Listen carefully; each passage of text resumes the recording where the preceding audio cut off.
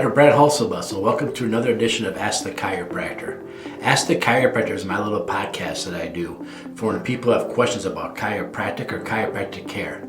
I always feel like you should ask a chiropractor. All too often people will check with their family provider or maybe check with a healthcare physician who's not a chiropractor about going to a chiropractor first. And often we're also warned, don't go to a chiropractor until you talk to your healthcare provider first. And I started this podcast because that's really bad advice. Why is that really bad advice? Because your primary healthcare provider has no education on what chiropractors do or don't do. So they're a really bad source to ask, should I go see a chiropractor? Because they don't know what we do. So how could they answer the question yes or no when they have no knowledge of what we do? So if you want to go see a chiropractor, you should always ask a chiropractor a question. Just like if you have a question about your teeth, you should always check with your dentist first. I had a little fun with this the other day. I went on to ChatGPT and I said, can chiropractors help lower back pain? And the answer was yes, chiropractors can help with lower back pain, but check with your healthcare provider first. The next question to follow up with that, I asked ChatGPT, does your healthcare provider educated on chiropractic and study chiropractic? And the answer was no, they do not study chiropractic. So then I said, then why would we check with their healthcare provider first? And the answer came back that 1, they can help make sure there's no underlying conditions. 2, they can help with referral systems to get you other doctors if you need to be. And 3, they can discuss different underlying pathologies that might be mimicking this. So then I asked ChatGPT if a chiropractor is educated on answering all 3 of these topics. And ChatGPT said absolutely. So I followed up with them, why bother asking? At that point, ChatGPT apologized to me for having a disagreement. So at that point, I gave up. But my point I'm trying to make is that everyone will tell you to check with somebody other than a chiropractor if you should go to a chiropractor. And I'm here to tell you that chiropractors are pretty knowledgeable about chiropractic. It's just a matter of finding a reputable chiropractor, just like it's the same as finding a reputable healthcare provider or dentist or podiatrist or anybody else you would see. Myself, I am the proud chiropractor of the Rockford Ice Hogs. I have been doing that since 2004, and I'm also a proud graduate of Palmer College of Chiropractic. I am on the International Chiropractic Association. I am the Illinois representative for our state, and I'm also a board member of the Illinois Prairie State Chiropractic Association. And I've had many other job titles over the years and worked with different various forms of the colleges and educating the next generation of chiropractors. So today, another question came up about chronic lower back pain. What is it that chiropractors look at differently than medical doctors do when it comes to chronic lower back pain? Well, if you go back a couple episodes on this podcast, you'll see where I talked about stabilization muscles and how important stabilization muscles are. And I think it's really cool that PubMed just released another article. Now, what's PubMed again, real quick? PubMed is one of the best sources to get medical information. So if you're ever searching for something on the internet and you want to get some raw science that no healthcare provider or chiropractor, dentist, or anybody argues with, you go to PubMed. So a recently published article on PubMed, it just came out June 2nd of 2023. The article is titled, Lumbar Multifidus Muscle Morphology is Associated with Lower Back Pain Related Pain Duration, Disability, and Leg Pain. It's a cross-sectional study in secondary care. The lead author is Jeffrey R. Cooley. So what does the article talk about? This article talks about the fact that they found multiple people with lower back pain, and then they had MRIs. Now, usually whenever a doctor does an MRI, you get this report. Well, we did an MRI, and it turns out you have a disc bulge. Well, we did an MRI, and it turns out there's a disc issue. Well, we did an MRI, and there's a disc thing going on. Or if you're really lucky, you get both. There's a disc issue and a pinched nerve. Well, you don't have a pinched nerve. If you had a pinched nerve, the only way you'd know is because the body part would quit working. If you walk in, you have foot drop, and you can't lift your toes up because your lower back, the disc is herniated and it's actually pinching the nerve, so you can't actually lift the muscles, and that's a true pinched nerve. But if you just have a little bit of joint pain or aching or pain going on your arm, that's not a pinched nerve. A pinched nerve no longer functions. It's a bad diagnosis, and we should stop using it because it's incorrect. Also, as we're getting more and more into this, we're also finding out that disc is not the problem. That disc is a result of a problem. Now, maybe you've heard me talk in the past about the fact that on the spinous bone itself, you have a body in the front, behind there's a spinal cord, and behind that is a little round ring that goes around there, and part of that's the spinous process, the bump you feel when you rub someone's back. The other part is another joint called the facet joint, F-A-C-E-T, a facet joint.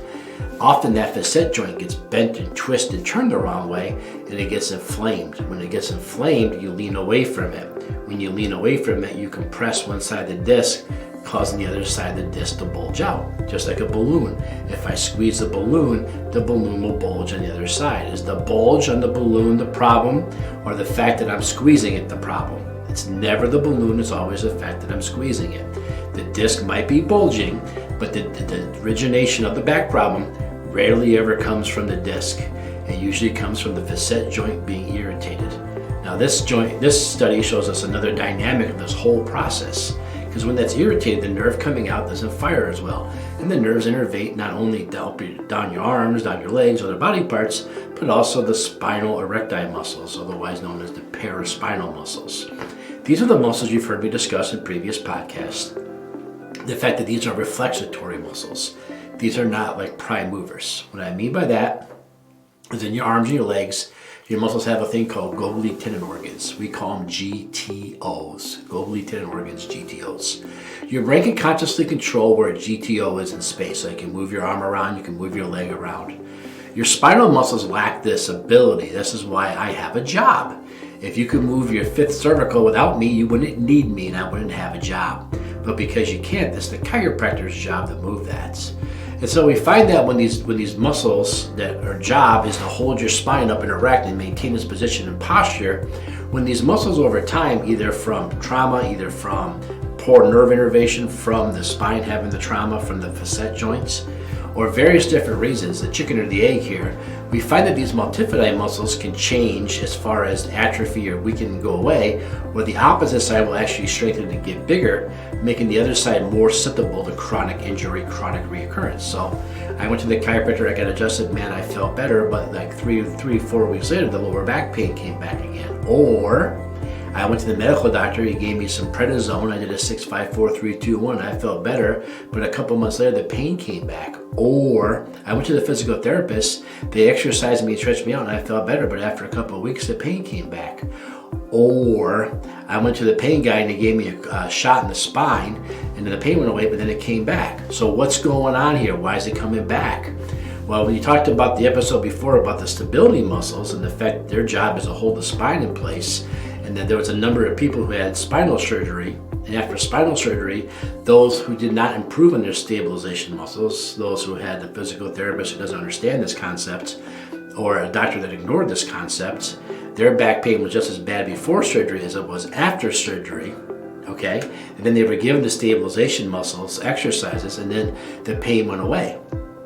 You could question the validation of the surgery all you want, but those were the facts in that research paper. If you go back a couple of episodes, you'll see I discuss that and I cite that research paper. But right now we're talking about a different research paper that more or less validates this whole thing. Because in this research paper, they're saying is that these people with these chronic issues, these reoccurring issues, the multifidus muscle, which is a muscle that goes from lumbar to lumbar vertebrae, keeps them stable, keeps them strong. They're saying one side gets dramatically weaker, the other side stays stronger. This is what allows them to misalign, create the stress, and that stress then causes inflammation. That inflammation then causes the bones to move.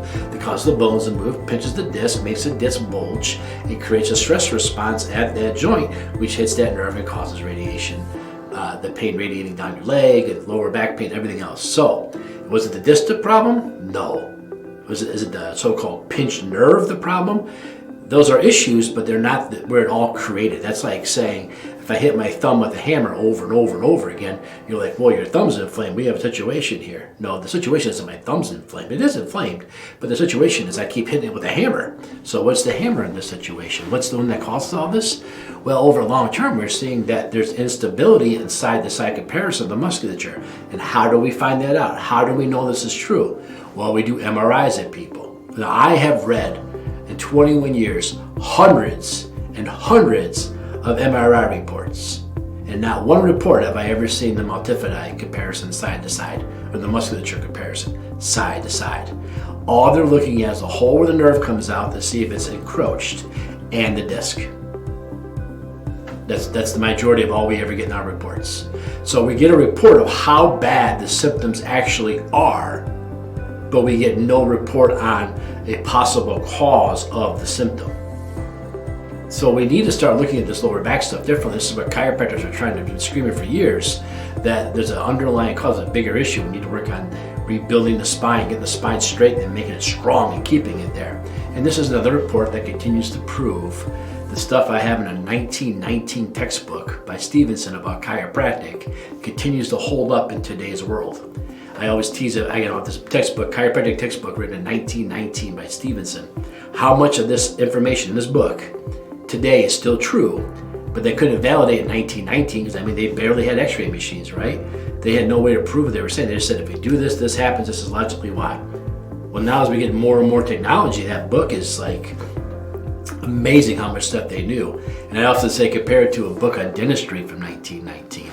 Or how about 1919 book on medicine, right? With leeches and stuff like that. It's amazing how much we haven't changed and how much of the things that we said back then just based on seeing the results we get. We give when someone received chiropractic care, seeing the results that we got from that versus what they were doing in other fields of healthcare. And this is why I get so upset when they always say check with another healthcare provider before you go to a chiropractor. It's because we know what we're saying, we know what we're doing, we have all the science and data to back it up, and we're getting more and more of that every single day to back up what we're talking about. So I'm going to put a link to this on the YouTube channel, Facebook channel, wherever I can post it. If you want to actually see the actual article, again, it's published in PLOS 1, 2023, June 2nd, volume 18. Lumbar multifidus muscle morphology is associated with lower back related pain duration, disability, and leg pain, a cross-sectional study in secondary care. You can look it up on PubMed too. Just type all that in and type in PubMed afterwards, and the article will pop up. Take a look for yourself. See what I'm telling you. This is not stuff that I'm making up. This is not stuff that I want to be true. I'm actually citing the PubMed research so you can get a copy of it yourself. Again, I'm Dr. Brent Holtzman, chiropractor. This has been another episode of Ask the Chiropractor. If you ever have a question about chiropractic or chiropractic care, always ask a chiropractor. If you like to ask me a question or ask me to explain something or do a deeper dive into a different topic, I'd love to. Go to my website, rockforddc.com, ROCKFORDDC.com. When you're there, hit the blog. You'll see all the podcasts I've done. There's a search bar. You can search for them. You've heard me reference in previous episodes. Feel free to go there and take a look at those. Other than that, have a great day. And today, the day this is being released is July 4th. So if you listen to the day it comes out, happy July 4th to my fellow Americans and everybody else. I hope you're staying safe. And again, if you have a question about chiropractic, always ask a chiropractor. Thanks, everybody.